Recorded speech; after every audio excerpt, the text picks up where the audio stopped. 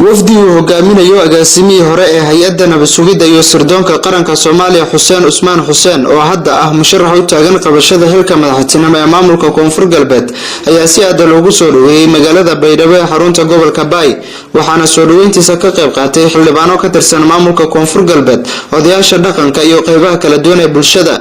waxaana markii uu soo gaaray garoonka Baydhabo u go'aan qaaday dadweynihii soo dhaweyntiisa ka qayb qaatay oo ay kamid ahaayeen xubno kamid ah musharaxiinta u taagan qabashada xilka Koonfur Galbeed marka laga yimaado soo dhaweynta garoonka diyaaradaha Baydhabo boqolaal shacab ah ayaa taagnaa hareeraha wadooyinka Baydhabo kuwaasi oo u soo baxay soo dhaweynta musharax madaxweyne Koonfur Galbeed Xuseen Usmaan Xuseen oo markii dambe shacabka kula hadlay mid kamid ah hoteelada ku yaala Baydhabo halkaasi oo ugu mahadnaqay soo dhaweyntiisa sidoo kalena waxa uu sheegay inuu qayb ka yahay siyaasiyiinta wadamaca kaga jiro in Koonfur Galbeed ay madaxweyne ka noqdaan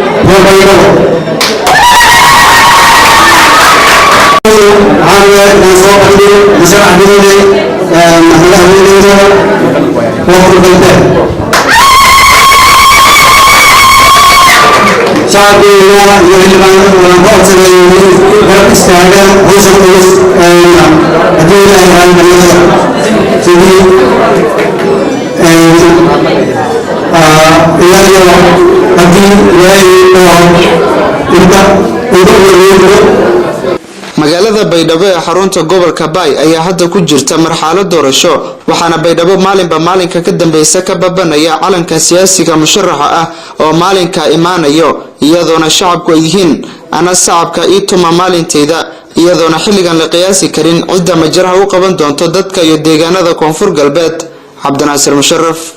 magaalada Baydhabo si aad ugu taageerto subscribe iyo